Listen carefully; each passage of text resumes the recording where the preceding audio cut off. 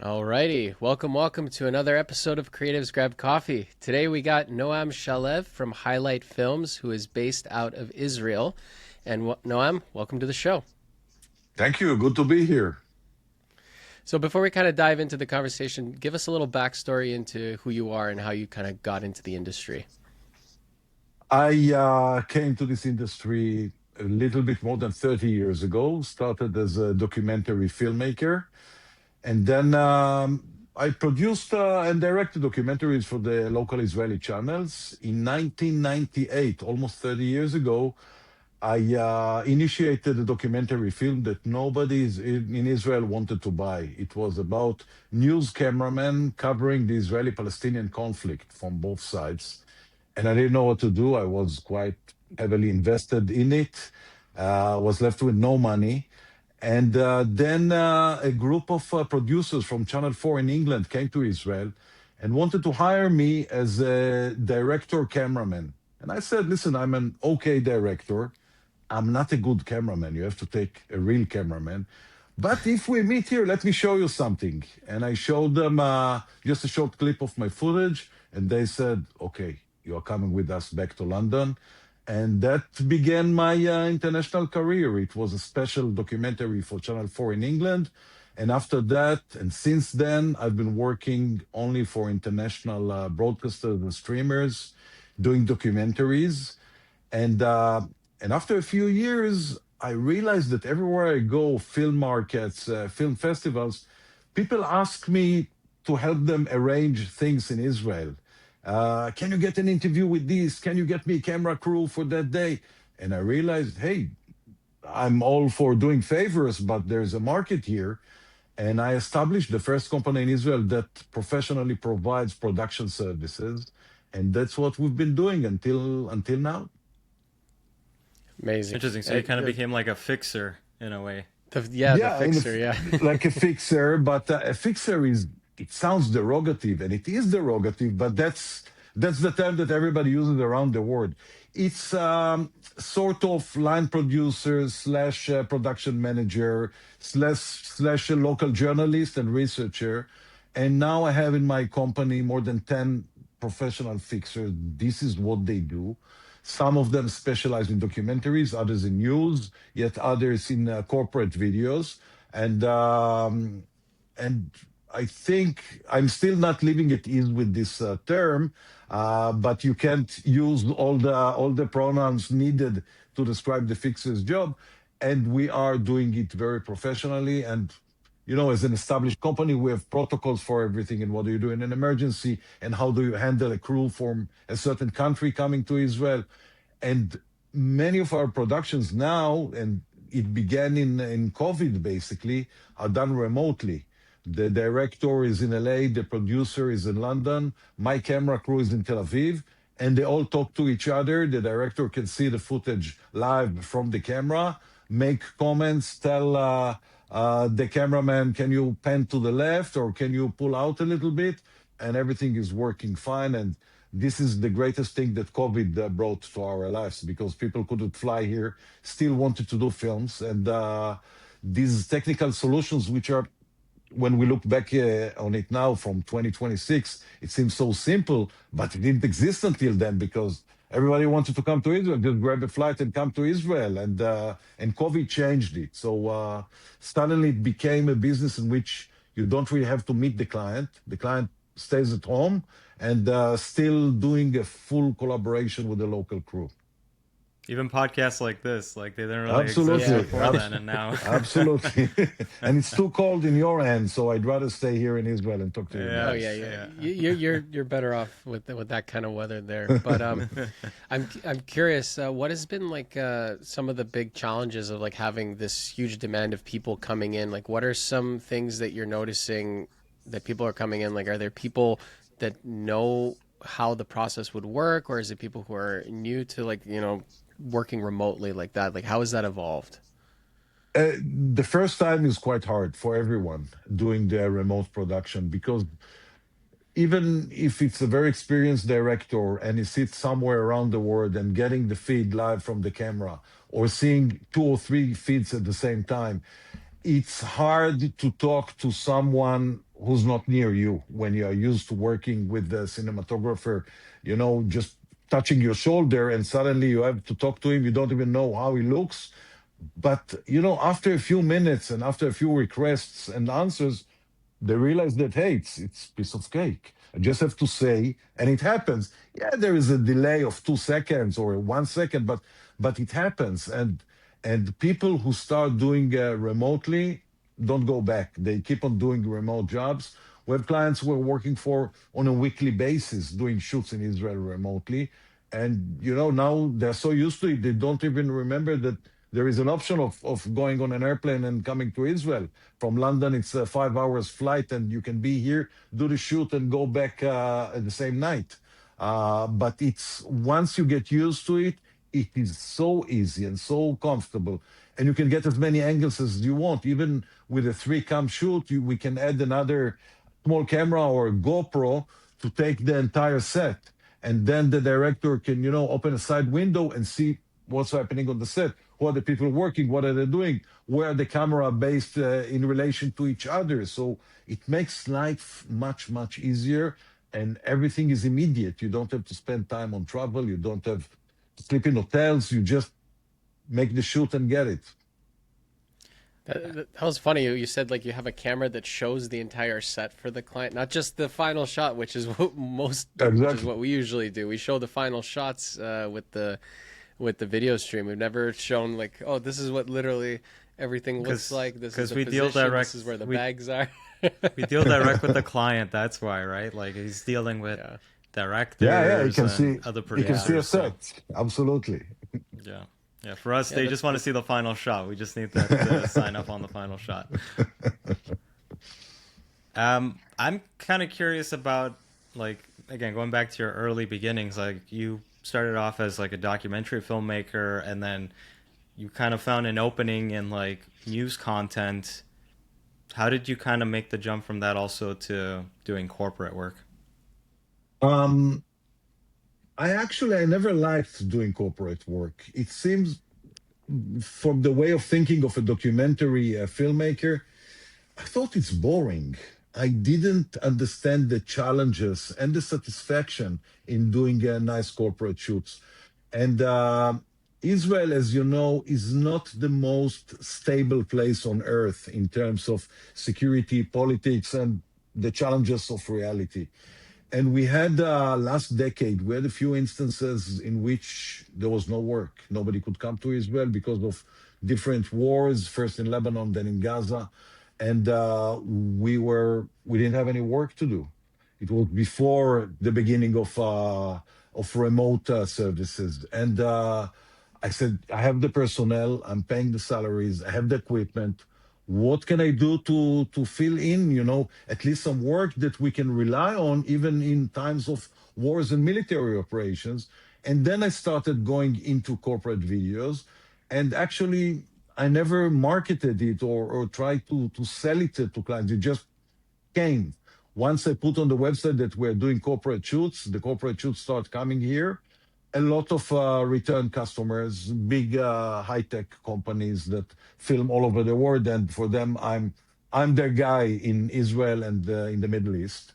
And at a certain point, I realized that, hey, it's quite satisfactory, when you do a good corporate shoot, the client is happy, the footage looks great. You manage to to say what you want to say, and everybody's happy with it.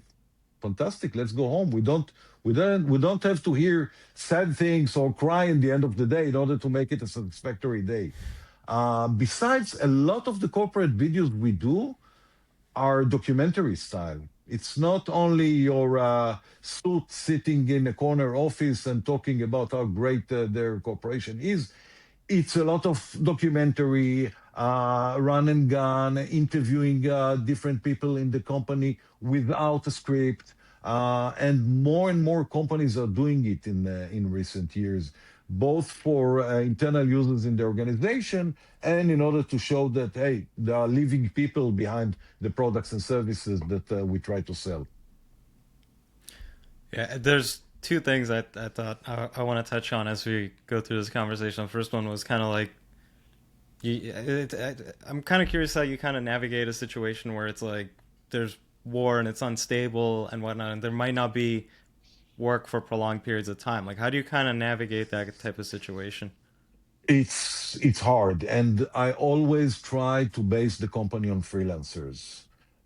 It doesn't always work. I need regular staff who knows the work, who know what we are doing. I cannot. When the company was still small, I controlled everything. I was the first one who answers the email, the last one who sends the bill, and doing everything in the middle and getting hourly updates on what's happening on the shoots. This can be done when you have one or two shoots a day, but when you have 15 or 20, you cannot. So I have to delegate and I have to trust people. And I need these people to be fully trained and able to cover for me, talking to the client and solving solutions without warning. And in the end, you have to gamble, but then reality comes and gives you a slap. That's what happened to us on October 23. We were before the most complicated corporate production week ever. We had like 7 big corporate shoots beginning on Sunday, October 8th. And I had, throughout the Friday, I was working on who begins where so they don't meet each other in the facility house because there's going to be traffic jam over there. And how do I arrange everything? And then October 7th came. In the morning, we saw the news, we saw what's happening down south. And one by one, I got the email saying, we're sorry, there will be no shoot tomorrow. By noon, I think everything was canceled, except those who live in the West Coast. It took them a few more hours. But then on October 8th in the morning, we had 15 crews going out for news. So instead of the 7 corporate shoots, we had 15 news shoots, and this number turned to 20 and 25 during the first weeks of the war because everybody wanted to come to Israel and film it. And there were flights to Israel, so we had journalists coming, landing in the airport, a fixer waiting for them there. The crew is already waiting in the car. He jumps to the car. They drive south to the fighting area, and it continued from October until Christmas or New Year's that year. So it was 3 months of very intensive work. Only news. Only after that we began doing the documentary work with people from all over the world. Some of them coming to Israel on a short notice and asking us, tell me a little bit about what's happening. I understand some terrorists came, but who are these terrorists? Who are the Palestinians? Who are you fighting? What's happening?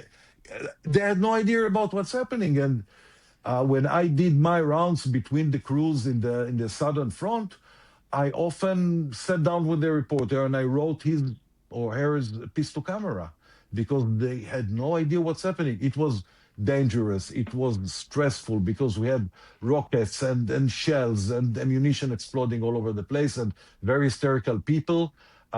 Yet, you have to tell them, okay, that's what's happening now. Tell them A, B, C, and in the next broadcast in 2 hours, let's do a personal story about somebody who saw the action on Saturday. It was quite complicated, very challenging, but very satisfying.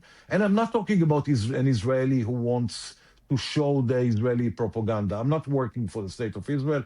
I'm working for myself. But it's always good when you see a client doing a live broadcast, telling the truth and telling a good story. And they don't lie and they don't invent and they don't twist the reality.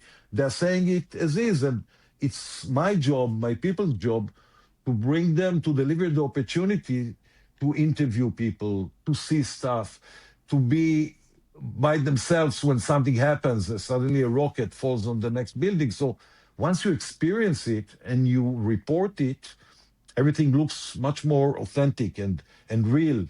And it also affects the state of mind of the reporter or the journalist on the ground. They're not just coming to be a pretty face in front of the camera. They are doing real journalistic work, and they wear flak jackets because It's dangerous. It's not. They're not just modeling protective gear. So it was stressful, but it was one of the best times I remember in terms of knowing that we do it right, and knowing that between my clients every night we are broadcasting from Israel to around 1 billion people throughout the globe and telling them what's happening, what is the biggest news story ever to come out of Israel.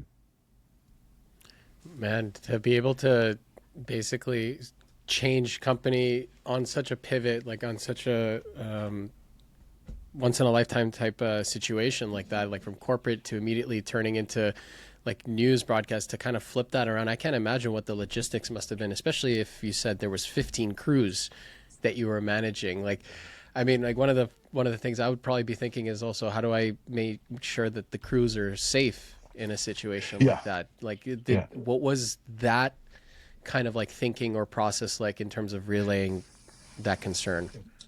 But when you have one crew in a danger zone, you can arrange for them to get the alerts immediately. When they drive in the south of Israel and later in the north, when the war started there, they're not allowed to hear radio in the car. And the windows must be at least a crack open, so you hear the siren if there's an alert outside. But what we did in the first day of the war, I assembled we called it a back office coordination unit, and it's people sitting at homes, uh, connected to each other, but getting all the updates live. And each crew going out would share their exact location. So if we know that in the next 30 seconds there's going to be a missile attack on the city of Ashkelon in South Israel, then my coordinator knows which team is in Ashkelon or on the way to Ashkelon. So she calls them. Actually, in second day of the war, we couldn't use the cellular network. It was so malfunctioning that we switched to apps of walkie-talkies, and they work brilliantly because then you don't have to dial and to wait for somebody to answer. It's instant. So she just pressed the button and said, "Guys, take cover now. In 20 seconds, you're gonna get shells." And they stopped the car, ran outside, lay on the ground, waited for the shell to explode or for the rocket to hit, and back to the car and continue. But it's risky. I am proud, touch wood, that I have never lost a crew. I was in one dire situation. One of my crews was in one dire situation years ago in Iraq, in during the war with the U.S. in 2003. We had a very complicated shoot with the with the U.S. Army, and my crew were on the way to take a flight from Baghdad airport to Amman, Jordan. And we had protocols at the time because Baghdad was kind of messy. So they took the camera to parts and hid them between clothes, and the tapes. We didn't use a storage card yet. The tapes, the cameraman put it in, the cameraman, the soundman, in their underwear. And they used to make fun of me, say, "Listen, I don't put tapes in my underwear. I'm going to put it." And they did. And they were stopped by an armed gang on the way to the airport, just in the entrance to the airport. They robbed everything, but they couldn't get the tape because the tapes were in the underwear. And then they wanted Wow. money. And my orders are always, if somebody robs you, give them everything. Try to leave the tapes or the memory cards to the end, but give them your money. And the cameraman gave them their money and made a joke. And he said, "Can you leave me like $50 for some whiskey at the airport?" And in return, they sprayed the car, the rental car, with bullets. And my Wow. soundman was hurt, bleeding from the hand. They were scared, totally scared. Oh And my that's a God. lesson for you. If somebody is robbing you, you don't really need to use humor at this time, Give them the money, just get the hell out of it. Don't joke. Humor doesn't always, work across criminal activities. But in Israel, we are very careful. There is no situation and no shot that's worth risking human life or risking somebody's health. I'm saying it to everybody, to my cameraman, who can be very enthusiastic and I want to be the first one there. I want to film the act. You film the action, but you stay safe. I don't want to go to your funeral and say I told him so. Nobody should die during this work. We're doing it. In the end, we are part of the entertainment industry. We are not changing the world with our images. This is, something you learn in the university in journalism courses. We are not changing reality. We are doing it as part of entertainment, of part of the information that people around the world consume. Don't be killed for it. It's not worth it. How do you? That's it. I mean, you're dealing with some pretty crazy situations. Like Yeah. the worst we get here is like I accidentally stub my toe in the morning, but like over there you got bombs Or it's falling slightly overhead. chilly. Yeah, and it's very cold here. That's like the worst that gets over here. But like, how do you like mentally? How do you stay focused and not let all these external stressors like kind of like affect your mental well-being as like a I business owner too? Because you're running a pretty I mean, with 15 freelancers, you're running a pretty big operation, right? No, those 15 were his fixers. In Fixers, sorry, addition, his we have main the guys. camera Yeah. crews. yeah. Um, I can give you a very convincing answer, but it will not be truthful. It deeply affects you. Not news necessarily. During the news part, the first 3 months, I was very focused. In the end of the day, I sat on the budget Excels and on planning the next days, and I was really into work. I started cooking it inside and being affected by it only the second phase of the war when we started doing documentaries. And one of the first projects that we got was from LA, the USC Shoah Foundation. Shoah Foundation is a public fund established by Steven Spielberg in the 90s with the purpose of interviewing as many Holocaust survivors as possible. And they have interviewed more than 55,000 Holocaust survivors. Each of them sat in front of the camera and told their life story, where they grew up, where they were sent to the camps, which camps, what they were going through, their hours of interview. And then on October, I don't remember, 8 or 9, I got a phone call from the Shaw Foundation in LA saying, we want to start filming in Israel again. And I tell them, guys, we are in the second Holocaust now. Is it really the best time to discuss the original Holocaust? And told me, no, we don't mean the original. We want to start the same thing as we did with the Holocaust survivors, with the survivors of October 7. And within a few months, we have completed 400 interviews with survivors of October 7. People who sat at home and suddenly terrorists raided their villages, people that have seen their family members killed right near them, others who were taken by Hamas as hostages and later returned to Israel, injured, bereaving families, everybody. And this was the hardest experience for me because when you sit with someone for a couple of hours and they share with you the most horrible experiences they experienced, and it happened last week. It's not something that happened 50 years. It happened last week. I had one case of people coming back from the funeral of their son and sitting and talking to us, and you cannot disconnect from it. You cannot say at the end of the day, okay, let's do the Excel, let's work on the budgets now, the day is over. It stays. And I did the same thing after a year. I was hired by the Museum of Tolerance in Jerusalem to direct a museum exhibition. And I took 40 women, Israeli women, Jews, Muslim, Christians who experienced the war, and I interviewed them for a between 2 and 5 minutes interview. It's like testimonies. Give me a summary of what happened for the museum exhibition, and I found myself a father of two daughters standing in front of a mother who lost both her daughters on the same day in the Nova party in the south. And she's talking to me and she's not crying. And I'm listening and I'm crying because how can you even fathom it? How can you understand what's happening to these people? I know if something like that happened to me, I wouldn't get out of bed ever. I won't be able to continue living. And you carry it with you and you take it with you. It's not something, it's not the kind of baggage that I can go to a psychologist and talk to them for a few sessions and it will go away. It's always there.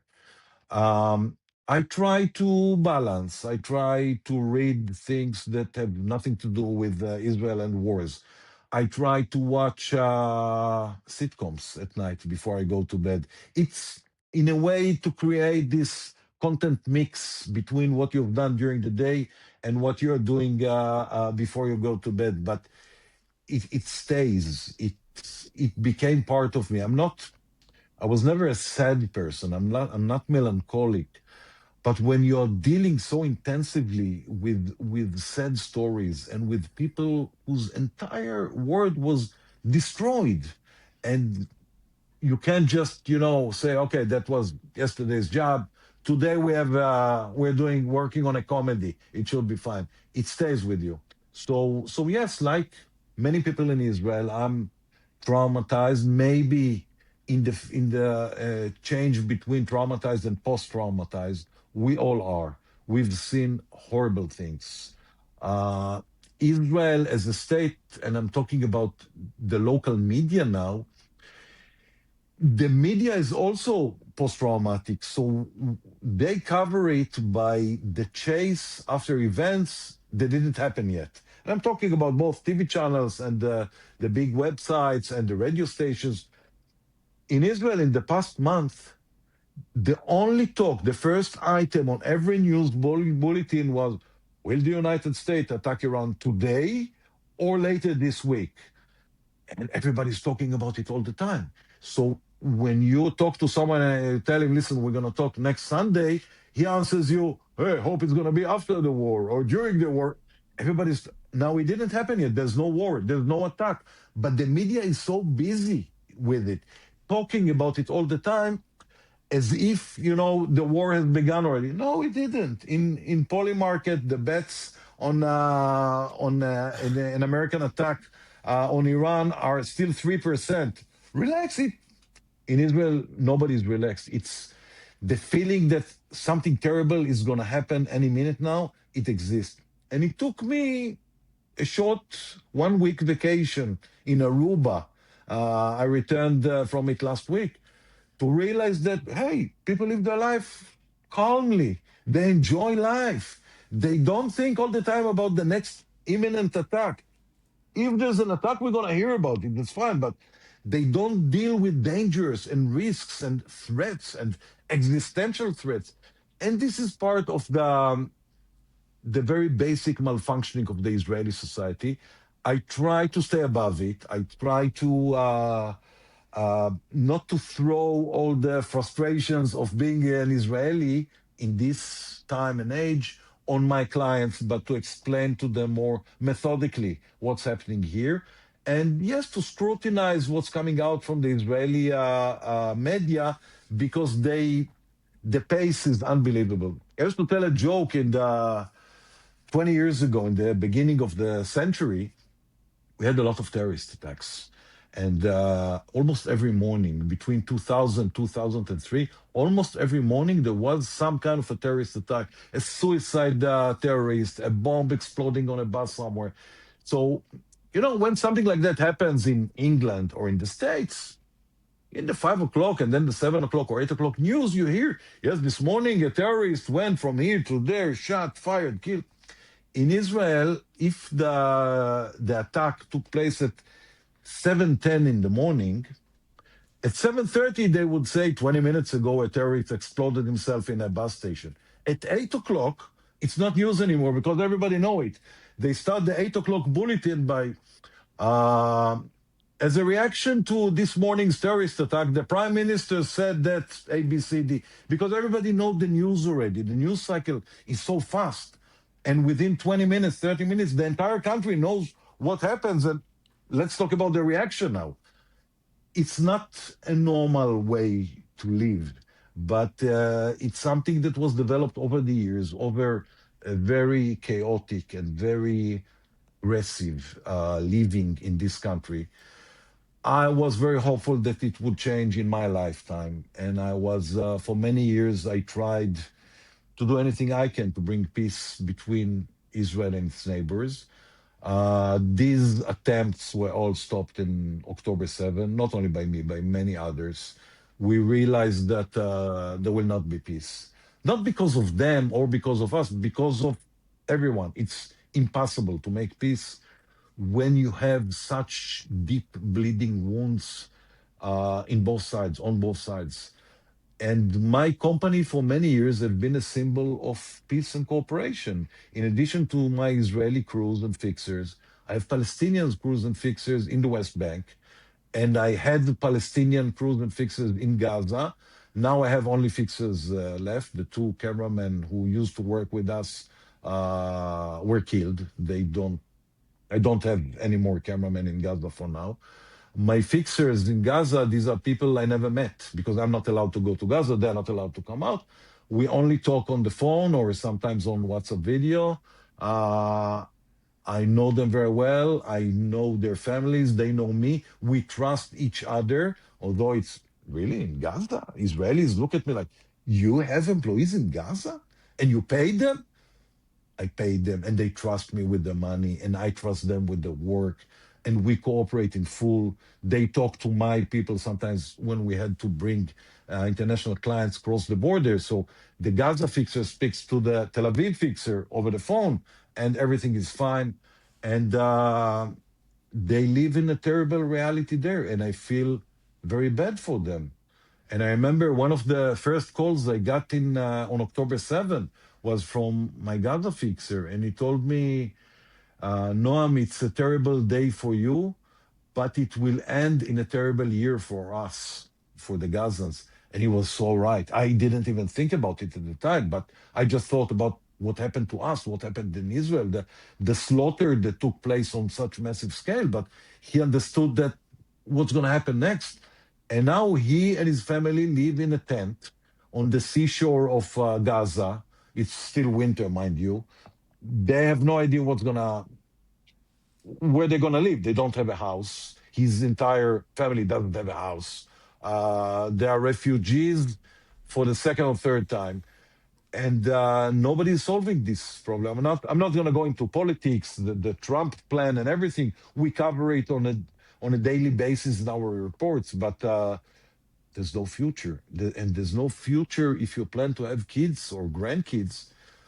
Why shall they grow up in a place that's soaked with blood and has only wars to promise its children for the future? And many Israelis are leaving and going out to Europe, to the States, to Canada. Many Palestinians, if they can, they leave and go to live somewhere else because this burden is way too much. On the other hand, it makes this area very interesting, brings us a lot of clients. We always have people from all over the world coming here and they want to decipher the Israeli reality, to tell the world what's happening here, to explain this complicated story. And you throw into this mix the history of Christianity, the history of Judaism, the history of Islam, and you get a place that's always interesting. So that's basically, after all this lecture, this is what makes me continue thinking every day. It is so interesting. Really, it's so interesting. I can deal with the Gaza war at 9 o'clock in the morning, and then at 10 o'clock, I have a 2 hour Zoom about the latest archaeological findings in Jerusalem. And then at 3 p.m., a medical video about the latest innovation in MRI. And so it's so great. It's so varied. It's so interesting. And you learn to live with the sad parts and, to continue with it. Well, you've been in it for so long, and Yeah. you've experienced it not only there, but like you said, also in Iraq with your teams there, and like it. It's crazy to imagine like those types of challenges. I mean, like we all think about what we do here in the Western world in terms of like corporate clients, as Dario mentioned. Some of the things that we think about here as challenges. Not that big a deal. You typically leave your work, you don't bring it home all the time, but like in your case, it's one of those difficult things where you have to learn to kind of adjust with it. So, and you mentioned also before you were doing a lot more corporate work. do you find that you've kind of gone back to doing a bit more of that now, or is it because now that there's so many stories that need to be told in Israel and a lot of people coming there for that type of content, is that more so now where highlight films has kind of evolved into focusing? It's it's even more complicated than that because Israel is undergoing now some kind of a legal revolution in which the government, the Netanyahu government, and its member of coalition who are fanatics from the right wing are trying to turn Israel into something else. As a result, many high-tech companies are leaving Israel. Many Oh, startups that began here are moving elsewhere. We had several shoots in London. I sent a crew from Israel to London, and on the same plane we had the company management flying from Tel Aviv to London. We rented for them office space in the city of London, and we filmed everything there because Mm. they didn't wanna go toward to Wall Street or to investors as an Israeli company. They'd rather be looked upon as a Uh, British company because of what's happening in Israel right now. Now, the beginning in the first year of the war, we had zero corporate shoots, nothing. First of all, because many Israelis were not at work, they were in the army, so you can't really film companies with empty office space. The second reason is that nobody wanted to come here. The third reason was that the economy itself, grinded to a halt after the beginning of the war. It took a year to start going back into some kind of a routine of corporate shoots, and now it's full on, except for the many companies that left Israel. But we are still in the middle. The Gaza war has not ended officially. They're still fighting. The Iran imminent war hasn't begun yet. It will take place, I believe, in the next few weeks, and we're going to have to wait and see what's happening to Israel after that. Which airlines are going to continue coming here? Which companies would like to produce videos about themselves internationally and say, "Hey, I'm a great company. I'm based in Israel." Many of them don't want to say it anymore. And if I were a CEO of such a company, I guess I would do the same. I would just take my management and my development team and move to somewhere else where the investors believe that an investment, would be good for them, not in a dangerous place that tomorrow can explode, and then whatever you invest, you're going to lose it. I didn't even think about the fact that a lot of people are also they would also be soldiers and whatnot. So then like the offices would be. I didn't even think about that. Yeah, yeah. That's so true. Now in Israel, there is a law that you cannot fire an employee who was called to reserve duty. And Right. I have a family member. He's 28 years old, working in a startup company. And between October 7 and today, a little bit more than 2 years, he served almost 500 days in his reserve unit. So, yeah, they didn't fire him. They didn't promote him either. Because how can you promote somebody who's not in the office? And he's coming every 3 weeks. He's coming for like 3, 4 days, staying high, getting some updates about the projects that he began 2 years ago and I've already ended. There's no future in it. So yeah, he keeps oh on getting wow. his paycheck, but you can't go to school like that. You cannot complete your academic education. One semester yes, 2 semesters no. You cannot be promoted at work, and not to mention what it does to families where the spouses have to share between them responsibilities, and suddenly the man is gone, and there's only a wife, a mother at home, and she has to do everything. In some families it's the other way around. I know a woman, a female doctor, an emergency doctor, who's been in the reserve duty for 600 days, and her husband quit his job and he's taking care of the kids because there's no other way. Now you cannot say to the army, "Hey guys, relax, I'm not coming. I've given you what I was supposed. I'm not coming." You cannot do it, from the very simple reason that if everybody would do it, we would be left without an army, and we will, I don't know, die. And the second thing is that people will look at you as like, "What do you mean you're not going? If you are young, younger than 40, and you're healthy, you're supposed to go. But then you cover stories of those who went to reserve duty and were killed, or lost a limb or got heavily injured, and you understand that it breaks a family. It like it would never be the same reality again for them. So it's very complicated, and that's why I said earlier, I believe Israel is still in the trauma phase, and we didn't evolve to the post-traumatic phase yet. It will take time, and something has to end for that. At least some of the wars we are running against. What I'm wondering about is like, okay, you're in this obviously very difficult situation as a business owner. How do you kind of like prepare your business for these types of situations where some of your freelancers or your fixers might be, I don't know actually if your freelancers or or your employees are also reservists as well. Like, how do you kind of like figure out the how to navigate that? On October 8th, I booked three fixers, new fixers, who worked with me in the past, but they're not regular staffers of us. And two of them called me back after an hour, 2 hours, saying, "Hey, I'm sorry. I just got the phone call. I'm going to the army." And it happens. Most of my fixers now, I at least 35 years old. And usually in Israel, at 40, unless you volunteer, you don't do reserve duty anymore. But yes, it happens all the time. We had it with drivers in the beginning of the war. I couldn't get drivers because the drivers were also called with the vans to reserve duty. It happens all the time. You learn to live with it, but you cannot plan ahead. And it's not only wars; it's also training. You have a production planned for 6 months already, and then a couple of weeks before, the AC calls you and say, "Hey, I'm sorry, my unit called me. I have to go to this training." And I said, "Can you postpone it by two?" No, no, I can't. It's the army. They don't. I have to go. I'm sorry about it. And that's it.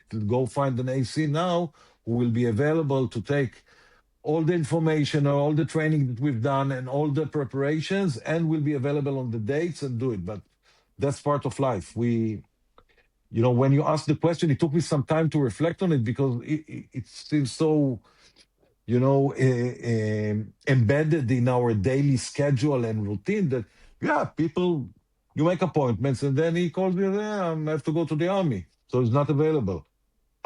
For a moment, I forgot that it doesn't happen everywhere around the world like that, that people can keep promises even if there's an army in this country.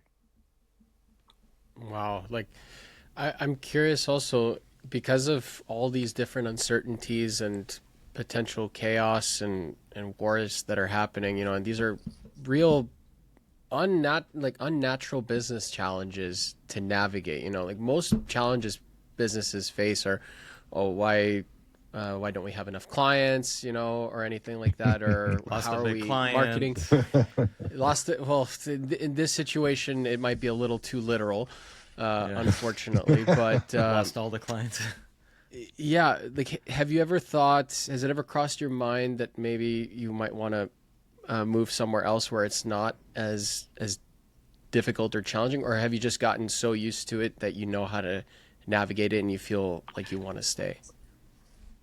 It's an interesting question. When I was 22 years old, I was discharged from the regular military service. I went to New York, and I lived there for 9 years. I went to school in New York, um, and I came back because I realized that I want to have a family. I'm not rich enough to have a family in Manhattan. I don't want to live in the suburbs. And Israel seemed like the right place to go back. In the end, I'm Israeli. My entire family is here. And then a few years ago, just before COVID, I got a proposal to move to LA and get a very nice job with a huge production company in LA. And I loved it. And the idea was great, and the money was fantastic. And I really thought for a day about selling my company and moving out there with my family. And then I realized that I can't. I'm rooted here. It's my place. It's my language. I dream in Hebrew. I speak English all day long with my clients, but I dream in Hebrew. I'm part of this country. And it's hard and sometimes it sucks, yes. And it has so many downsides, but in the end, that's who I am. I want to live here. I don't agree with the majority of Israelis about politics. I hate this government that we have and what they represent. I keep on telling my clients that what I'm telling you now is the explanation of the government of Israel, but don't believe it. After that, I'm going to tell you what the reality is. But I don't see myself moving to another place now. I have grandchildren now, two grandkids, a year and a half years old, and I can't even think about not seeing them every week. And meeting them twice a year. I can't even think about it. And besides, it's Israel is actually a good place with a lot of bad vibes. But the good sides sometimes, they cover, and the bad sides sometimes they're dominant. I'm trying to live in between. I'm watching American television. I'm reading books in English. I all my clients are international. All my employees are Israelis and Palestinians. I somehow create a balance that allows me to continue working and having satisfaction at my job, but I can't dream about going to somewhere else. Even on the week in Aruba, and I had fun. It was great. I want to come home already. It's hard to explain it, but it's something. When you get to a certain age and you realize you passed more than half your life in a certain place, you say, okay, I guess I belong here. I don't feel like that all day long, but I guess I belong here. So There's that's the long and convoluted answer that I have to this. there's no Home place is like home. home, right? Home Exactly, is home. exactly. In, Yeah. in the end, yes. Okay, interesting. Yeah, this has been an interesting podcast. I don't even know what to ask. Like you kind of like touched like my typical questions are like, okay, how did you Yeah. scale up at the beginning and stuff, challenges, but your challenges are like so different from like the average guests we've had on here. And It's this is more just so. a call on Wednesday. We can talk next Monday. It's going to be totally different. Yeah, but it seems like that's become like your normal of like being able to Yeah. navigate all this chaos. Like they talk about the chaos that is on set. Yours is very literal chaos. Chaos, yeah. Client chaos. Actual Now I chaos. have client chaos. Now I have a very different lens focus. Where they would if they panic because they don't get a line right or something like that, and then are not happy with it. It's like, okay, don't worry. Like we Could have be we a have lot friends worse. in Israel who have literal chaos happening on set. Okay. I can give you a Oh concrete man. example. Even on the most straightforward corporate shoot, we check the gear in the facility house. We make sure everything is there. And when we go from the facility house to the van, there's a battery in the camera. There's a V-lock back battery connected to the back. There's a memory card, and we are ready to shoot. And there's always a zoom lens on the camera, even when you're using only primes on the set. Why? Because it's Israel. You don't take a camera without a lens and a battery ready to shoot when you go on a van. You don't know what's going to happen. We're not we're not ambulance chasers. We're not looking for, hey, somebody is fighting, let's film. No, but you always have to be ready. One of my fixers is describing it. It's like taking your M16 without the magazine and the bullets. A camera is Oh just wow. a heavy piece of metal. Makes sense. You take the whole thing and you're ready to go. Even if you're going to do now a corporate shoots about vitamins, be ready. It's Israel. You don't know where you're going to end. You don't know what's going to happen. So, yes, reality brings us a lot of surprises. I think most of them, more than 50%, are nice. Around less than 50% are not so nice. But at least it's interesting. Just imagine living dull, boring life. It's horrible. It's the most horrible punishment a person can endure. And I'm happy. I have Every day I have a new client, a new job, a new shoot. People who are asking me questions that I can explain to them and I can share my memory with them. I have, not intentionally, but I have a huge network of people I know around the world. I have returning clients. I had the other day somebody emailed me. Um, we worked together 15 years ago. I don't know if you remember me. I didn't, but I remember you were a great young fixer. And I'm like, yeah, okay, man. I'm not young anymore. I'm trying to be great. Yeah, now I remember you. At the time, 15 years ago, he said, "You're very young." And I said, no, I'm not young. I just look young. It's fine. But you leave your mark with people, not in order for them to say, hey, Noam is amazing. Because they came to a new place, a complicated place, and you help them navigate between agendas. You explain to them what does it mean to live in such a place. And this is for me, it's a great satisfaction.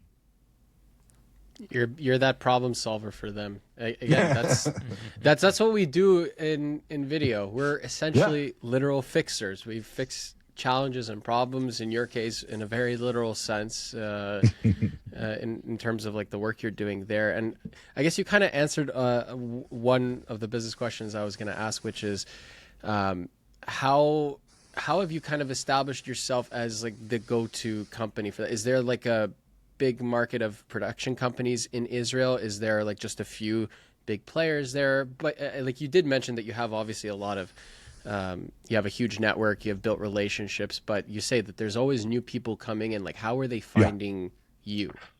Online presence, mostly website, some social media, but it's less effective. The website is still the biggest source of newcomers. Many, especially Americans, by the way, are coming through referrals. I spoke to this guy and he told me your name. I spoke to that guy and he said you're the best, something like that. Europeans are mostly coming through the website.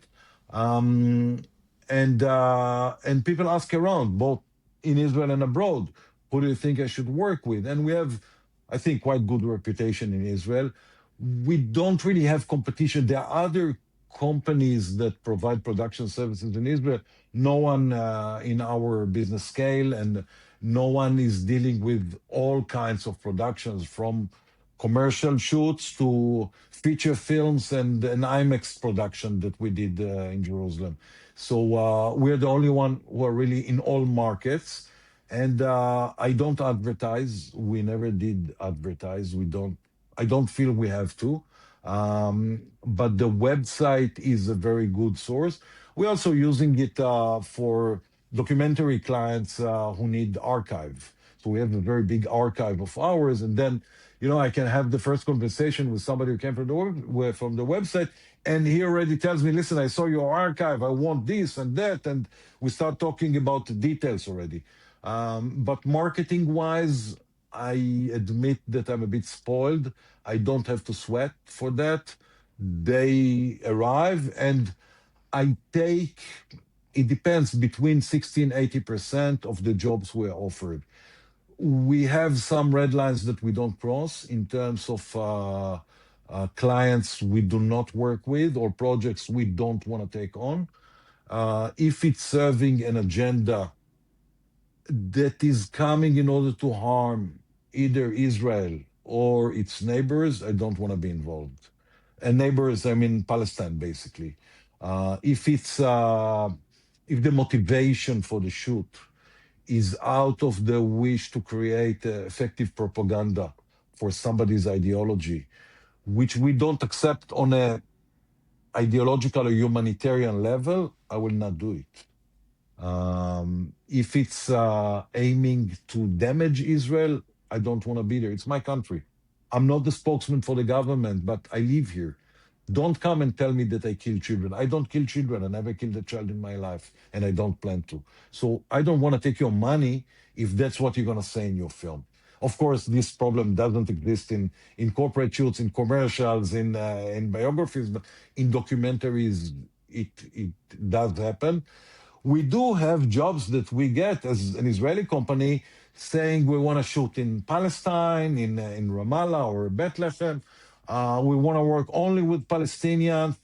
Fine, no problem at all. You're going to work only with Palestinians. Yes, the company belongs to a proud Israeli citizen, but you didn't ask who's the owner, you know? So we're gonna give you the best professionals we can give. We're gonna take your money. We're not Palestinians. I never lie about that. But the crew is gonna work with you. Is gonna be Palestinian. That's perfectly fine with me. Um, and other productions that we don't work with is it sounds funny, but I'm quite spoiled in terms of collections or debts. I have zero lost debts in the 30 years that the company has been existed, and it happens in the world. I know from stories from colleagues who got screwed up by a client, and final bill was $50,000, $100,000, and they did get it. The client went bankrupt, something happened, company went Chapter 11, and they lost their money. Touch wood, it never happened to me. But if I fear that this is the financial stability of the client is doubtful, I'd rather not take it. I'd rather not deal with that. Start collecting money. No. It's let's do safe projects. It's better than gamble on somebody's ability to pay. How But do you, how do but you figure out if the client or if the lead like might not be able to pay? Like, how do you figure that out? um, if we don't know them, we ask immediately for 50% advance on the shoot. Somebody who cannot put on the first 50% will not be able to deliver the second 50%. That's I guarantee. And others, if it's just an independent producer, I ask, do you have the budget for it? Do you have to take the footage that you're going to film with me in 2 weeks and show it to your investors? And after that, they decide if you give you the budget. People don't just lie to that unless they're crooks. And luckily, I didn't meet such. But people will tell you the truth. Yeah, we're going to shoot great stuff. And then I'm going to edit a teaser and I'm going to show it to my client. And then it's going to give me the rest of the money. And I'm like, well, no. It's not I reliable. don't No. want to be in this situation. Yeah, I'm not looking for investors. If you are, it's your problem. But come to me when you have the money for the shoot. But Especially it's not a recurring motive. It happens once in a blue moon that you feel that hey, something is not safe here, and I'd rather be safe than sorry in this business. It's not that we're making 80% profit on a production. We're making, I don't know, 15, 20, 30. It's not enough to be screwed over an issue like that if somebody Yeah. doesn't have the money. not to mention you're basically responsible for a lot of people. Like these fixers are literally putting their lives on the line a lot Yeah. of the time to Yeah. get this content, to create this work, like something that not other people do. And they need to be taken care of, and you want to make sure that your people are taken care of. It's like in any business, as a business owner, like you want to take care of the people that work for you. You want to be reliable, a source of reliability for them as well. So you want Absolutely. to make sure you find ways to filter out those bad apples that would be coming through. Yeah. Yeah, I wanna pay everybody quickly. I don't I can't imagine a situation in which I'm calling my DP and telling him, listen, yeah, I owe you a few thousands of dollars for last month's shoot, but the client didn't pay me yet, so you're gonna have to wait. No, he doesn't have I, to I wait. You have to pay I him. never Yeah. understand that. I never understand It's production horrible. companies or producers who do that. I Yeah. feel like everyone has waited for a producer to pay them in the past, saying like, yeah, like I'll pay you once the client pays me. It's like, what do you mean? That's not how this works. It's like, I don't care what your deal is with X, Y, and Z. It's like, I did my work with you. Like you should be coming through for me on that. And Exactly. like, I was curious though, because like with probably the chaos of all these journalists and people that were coming through, how did the billing process go in that sense? In terms of like right, how do you yeah. price that? How do you price? Yeah, I'll go into Probably a a war day zone for you. Yeah, but it's like For him, Um, for you, Noam, it's normal. But for us to be thinking, like, yeah, my day rate will be like, say, $1,000, but I'm going in a danger zone. Like, how do you? It's almost like balance time that? and a half, I guess, right? Is it time in double, time in triple? Oh my no, God, I can't even if think it's about only that. AK-47, it's 20%. If they talk mortars, then we have to double that. Wait, literally, I that's what can it is? No, no, I'm joking. But Oh, okay. See, we don't I know. We don't know. admit, I admit that in the beginning of the war, there were two clients. I forgot to bill them. I forgot everything about them. They came, they worked for a few days, they left, and it was messy. And I forgot, and I got this such a nice email from this lady with a French news department, finance, and it was translated from Google Earth, from by Google Translate from French. Dear Noam, you may have forgotten to send us a bill. Can you please send us a bill? We really, really want to pay you. And I'm like, wow, yeah, man. That's a good client. That's a Yeah. good client. But I tried during the war. We never raised our rates. It stayed as if you filmed a month before the war. It stayed the same. The only additional cost was to bring everybody flak jackets. By the way, Right. I have a normal production company, one storage place for lights, one from camera and grid, and another one for flak jackets and helmets, like you guys have at home, right? Yeah. So, and flak jackets, by the way, they were one of the major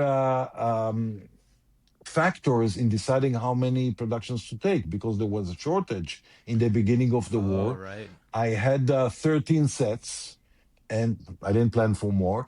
And on day two of the war, we wanted to buy more. You couldn't get them anywhere because the Yeah. army didn't have any.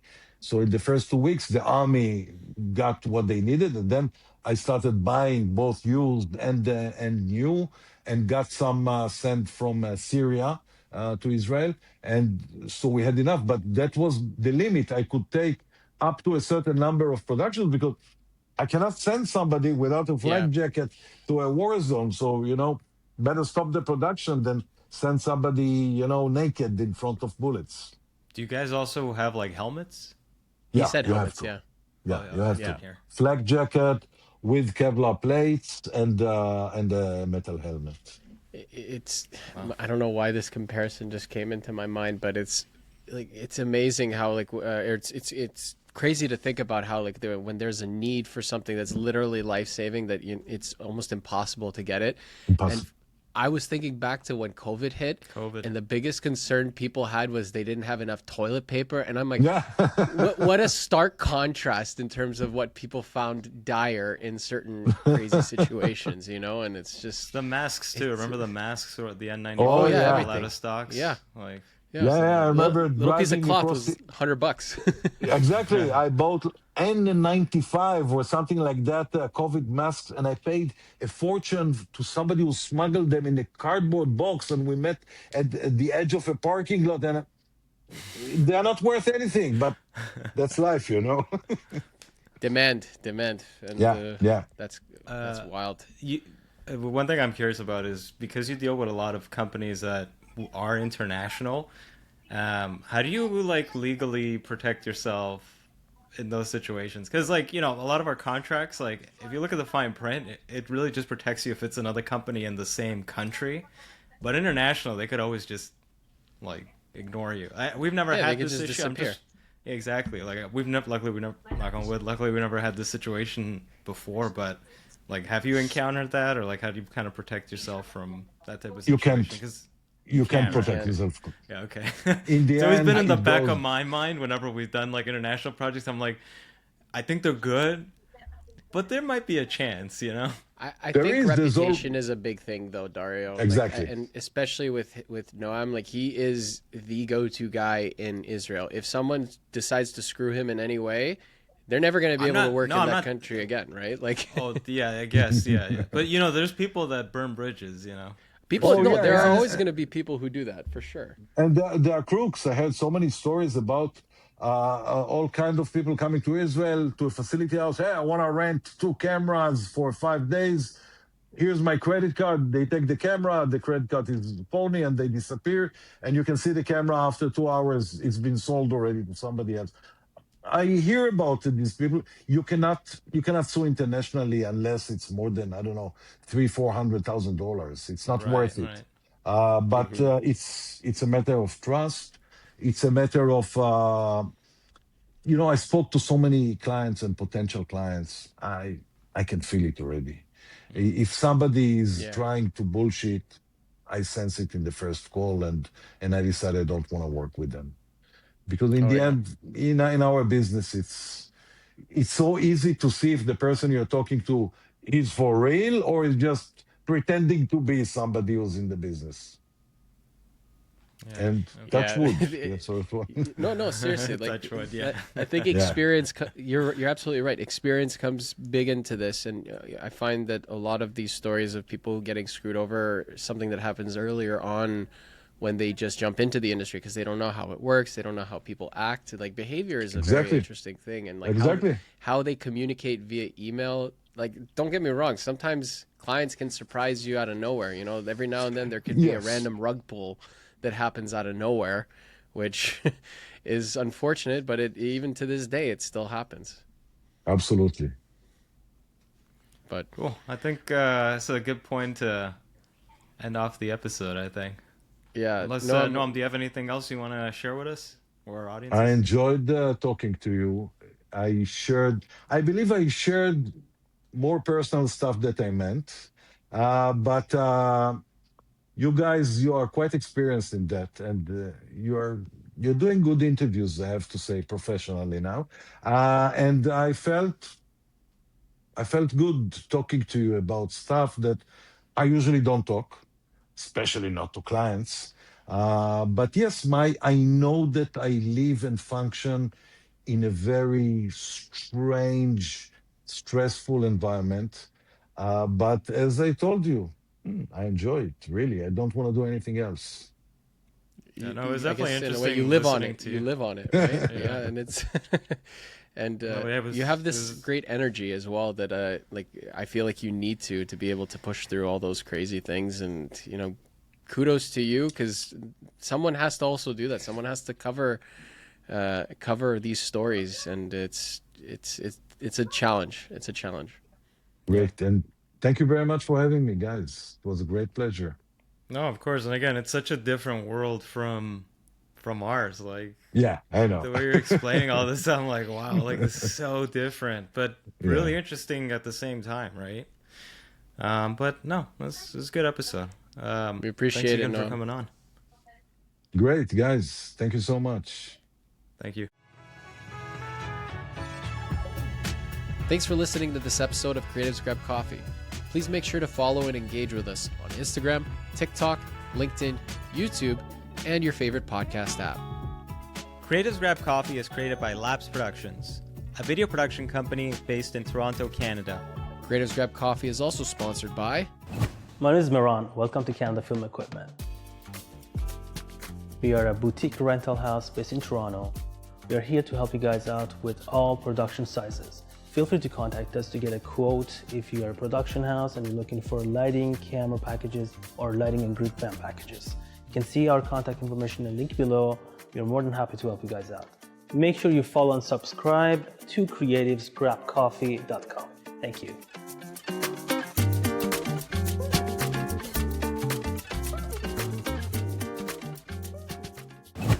Hey, what's up, everybody? I'm Matt. Welcome to Audio Process. We are a boutique audio company doing location sound, sound design, post-sound, ADR, Foley. We service equipment. We do all your audio needs here in Toronto. We got you covered. Come on down, audioprocess.ca. Don't forget to like, follow, subscribe, and all of the other internet things to creativesgrabcoffee.com. They'll be waiting for you. I'll be waiting for you, and we're all going to have a real good time. Thanks for listening, and we'll see you on the next one.